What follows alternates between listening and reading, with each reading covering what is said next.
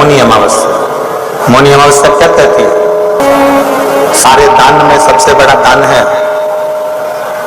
भगवान की भक्ति का, भजन का, स्मरण का, और अपने मौन रहने का जो सुख है, चुप रहना, मौन रहना, चुप रहकर भगवान की अविरल भक्ति को धारण करना। प्रत्येक अमावस्या को अगर किसी व्यक्ति के जीवन में खो गया, कर्जे में डूब गया, कर्जा बहुत हो गया, पैसा चले गया, गाड़ी चली गई, मकान चले गया, सब गिरवे रखा गया, सब कुछ समाप्त हो गया, उसको प्रत्येक प्रदोष को, प्रत्येक अमावस्या को घी का दीप किसी भी पेड़ के नीचे, ये 5 वृक्ष बताए हैं पितृभाव के, उन 5 वृक्ष में से कहीं पर भी बड़, पीपल, आंवला, शमी, बेलपत्र आदि 5 वृक्ष में से किसी भी वृक्ष के नीचे प्रज्वलित करे और कामना करे, उसका कर्जा चूकता ही है। उच्चार स्वधा का उच्चारण हमको सुख प्रदान करता है, स्वधा का उच्चारण हमें संपदा प्रदान करता है। प्रत्येक अमावस्या के दिन एक कटोरी में पंचामृत बनाकर ले जाते हैं, दूध, दही, शहद, घी, शक्कर, ये सब मिलाकर यदि आप लेकर जाते हैं और ले जाकर भगवान शंकर के सामने समर्पित करते हैं, एक बेलपत्री अशोक सुंदरी, अभी तक आपने जो बेलपत्री चढ़ाई है अशोक सुंदरी के ऊपर, डंडी का मुख जहां से पानी बहता है उस ओर रखा जाता है। पर जब हमें ऐसा लग रहा है कि हमारे पितृ भूखे हैं या हमारे पूर्वज प्यासे हैं या उनको भाग नहीं मिल रहा, इसलिए मेरा कोई काम नहीं हो रहा, इसलिए शिव राजी नहीं हो रहा है, तो ये बेलपत्री के भाग को बदल दिया जाता है। ये बेलपत्री अशोक सुंदरी की जगह पर जब चढ़ाया जाता है तो ये पत्ती का जो भाग है जहां से पानी बहता है उस ओर रखा जाता है, और ये डंडी का भाग शिवलिंग की ओर रखा जाता है। और यहीं पर भगवान शंकर को जो तुम पंचामृत बनाकर लेकर गए हो वो पंचामृत चढ़ाया जाता है, और वही पंचामृत थोड़ा सा शिवलिंग पर चढ़ा दिया जाता है। उसके बाद में पितृ पूर्वज जल की आस नहीं रखते, न भोजन की आस रखते हैं, क्योंकि शंकर उनको तृप्त कर देते हैं, शिव उनको पूर्ण कर देते हैं। पितृदोष के 4 लक्षण सबसे प्रबल, पहला लक्षण है 1 रुपया कमाओ, 1.25 रुपए खर्च हो रहे हैं, कमाई लेना पितरों का दोष है। दूसरे नंबर का, एक व्यक्ति घर में बीमार है, ठीक हुआ, दूसरा बीमार पड़ गया, घर में कोई ना कोई निरंतर बीमार पड़ा हुआ है। तीसरे नंबर पर आप कोई पूजन की थाली लगाए, किसी को भोजन देने जा रहे थे, किसी को पानी देने जा रहे थे, और आपकी ट्रे में से, आपके हाथ से अगर कोई भरा हुआ पात्र, कोई सामग्री गिर गई, पूजन की थाली तुम्हारे हाथ में है और पूजन की थाली में से मालूम पड़े कोई सामान गिर गया नीचे, समझ लो कि पितृ का दोष है। चौथे नंबर पर दोष का वर्णन किया गया, घर में जितने सदस्य रह रहे हैं अगर वो किसी न किसी रूप में एक दूसरे पर चिढ़कर बोल रहे हैं, क्रोध कर बोल रहे हैं, समझ लेना कि कहीं ना कहीं पितरों का दोष। अमावस्या के दिन पितृदोष होता है, काल सर्प दोष होता है, वास्तु दोष होता है, उनको ज्यादा कुछ नहीं करना होना। महाराज एक बेल का फल लीजिए, क्या लेना है? बेल का फल, बेलपत्री का जो फल होता है उसको ले लो, उसके अंदर का जो गुर्दा होता है, अंदर का जो भाग होता है उसको निकाल लीजिए, और उस बेल के फल में आटा सेक कर उसमें शक्कर मिलाकर उसको उसके अंदर भर लीजिए। अमावस्या के दिन सुबह 10 बजे से पहले उस बेल फल में जिसमें तुमने पंजेरी भरी है, आटा सेक कर भरा है शक्कर के साथ में, उसको अपने घर में घुमाने के बाद में जिसको काल सर्प दोष बताया है, पितृदोष बताया है या वास्तु दोष का स्मरण बताया है, घर में सब दूर घुमाकर अपने परिवार का हाथ का स्पर्श कराकर पीपल के पेड़ के नीचे तक खड्डा खोदकर उस बेलपत्र के उस फल को दाब दीजिए, उस फल को उसमें दबा दीजिए। महाराज केवल एक अमावस्या करना रहता है, पितरों के दोष से मुक्ति मिलती है और हमारे घर के कार्य सफल होना प्रारंभ हो जाते हैं, कार्य की सफलता होती है, कार्य में सफलता प्राप्त होने लगती है। तो लगता है स्वप्न में कोई मुर्दे दिख रहे हैं, या कोई जल रहा है, या कोई मर रहा है, या कोई चला गया है, ऐसा भय लगता है। बच्चों को मानी भेजूंगी ऐसा हो जाएगा, पति को मानी भेजूंगी ऐसा हो जाएगा, कोई हमारे कोई गलत तो नहीं कर रहा है, आपको लगता है। के दिन 7 स्थान शिवलिंग के बताए हैं जहां पर भूल से भी अगर कोई चंदन की उंगलियां लगा देता है। 7 स्थान ऐसे हैं जहां चंदन की मात्र उंगलियां लगा देने से ही शिव पितृलोक के पितरों को मुक्ति प्रदान करके वैकुंठ लोक का निवास दे देते हैं।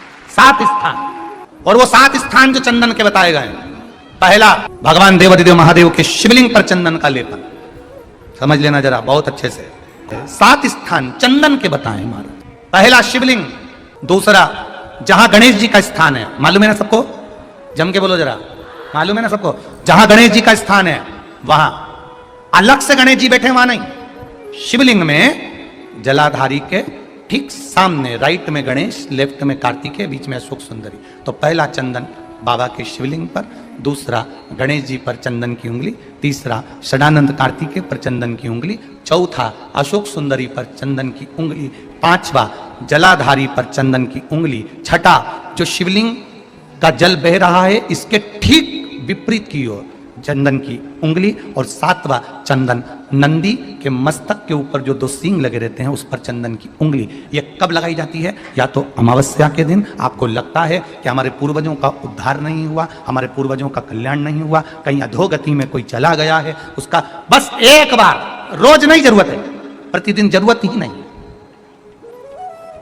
महीने में एक बार अगर अमावस्या के दिन भी आपने चंदन के थोड़ा सा चंदन अगर मेरे देवाधिदेव महादेव को 7 स्थान पर समर्पित किया है। अशोक यहां पर वर्णन कर रही है, मैना, धन्या और कला की कथा कर रही है। तीनों ने सनकादि ऋषियों से मांगा। चंदन भगवान को अति प्रिय होता है, और चंदन ही एक ऐसा होता है जो पितरों को भी प्रिय होता है, जिसका स्पर्श मात्र लगने से पूर्वजों का कल्याण हो जाता है। वो चंदन का 7 स्थान। घर में यदि क्लेश उत्पन्न हो जाता है, आपका धन, आपकी प्रॉपर्टी, आपकी जमीन, आपका प्लाट, आपका दुकान, आपका पैसा, यदि किसी ने कब्जा कर लिया और छोड़ नहीं रहा, प्रत्येक अमावस्या के दिन पीपल के वृक्ष के नीचे जाकर 2 दीप लगाइए घी के। दोनों दीप के सामने एक हल्दी का चावल, एक कुंकू का चावल का दाना रख दीजिए, और स्वधा स्वधा स्वधा स्वधा 3 बार कह दो, और स्मरण करो, हे हमारे कुलदेव, पितृदेव, शिवदेव, महादेव, कृपा कर कर मेरा जो जमीन है, मेरा जो धन है, मेरी जो प्रॉपर्टी है, मेरा पैसा लोगों ने हथिया लिया, देते नहीं। अपना गोत्र बोलकर स्मरण कर कर बाबा मेरा धन मुझे वापिस ला कर दो। एक अमावस्या पर करो, फिर अगली अमावस्या करो, ऐसे 2-4 अमावस्या करोगे, जिसने ले रखा है वो खुद सोचेगा कि मुझे क्या हुआ कि मुझे देना है, उसका पैसा चुकाना है, धन रखेगा नहीं। पितृ स्वधा का नाम स्मरण करते से, जब हम सुधा सुधा सुधा सुधा कहते हैं, पितृ उसको स्वीकार करते हैं। जैसे अग्निदेव की धर्म पत्नी स्वाहा, क्या है? जम के बोलो जरा, स्वाहा। जब हम यज्ञ करते हैं, सांकल ले देते हैं, ओम वैष्णवे स्वाहा, स्वाहा बोलते से ही अग्नि देवता की धर्म पत्नी उस भाग को देवताओं को देती है। उसी तरह तर्पण, तिलांजलि, पिंड, तर्पण आदि जितने भी हम पितरों के लिए कर्म करते हैं, उसमें हम स्वधा स्वधा बोलते हैं। जब स्वधा बोलते हैं तो वो स्वधा पितरों को भाग देती है, और पितरों से कहती हैं, ये मेरा बेटा दुखी है, इसको ये तकलीफ है, इसको ये कष्ट है, तुम इसका ये कष्ट पितृदेव मिटा दीजिए, महादेव की आज्ञा है, इसको सही कर दीजिए। करते हैं, श्रेष्ठ करते हैं। ओम जयंती मंगलाकारिणी भद्रकाली कपालिनी दुर्गा क्षमा शिवा स्वाहा नमोस्तुते। ओम जयंती मंगला काली भद्रकाली।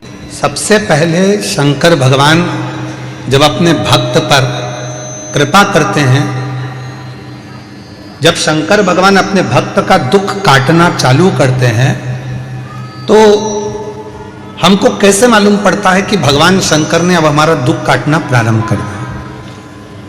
हमें मालूम कैसे पड़ेगा? तो हम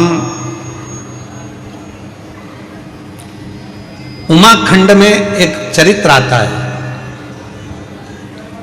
जब माता पार्वती जी तप करते करते करते करते करते करते माता पार्वती के बहुत वर्ष निकल गए और पार्वती भगवान शंकर को प्राप्त करना चाहती थी, तो पार्वती के प्रसंग को हम देखें उमा खंड में तो वर्णन आता है कि शिव जब करुणा करना चाहते हैं, जब शंकर भगवान आपको स्वीकार करना चाहते हैं, तो सबसे पहला झंडी किस रूप में दिखाते हैं? तो कहा शंकर भगवान स्वयं आपके स्वप्न में आकर, शंकर भगवान आपके स्वप्न में आकर आपको दर्शन भी देते हैं, और कोई कोई शिव भक्त ऐसा होता है कि उसको स्वप्न में भी शिव के भक्त के मुख से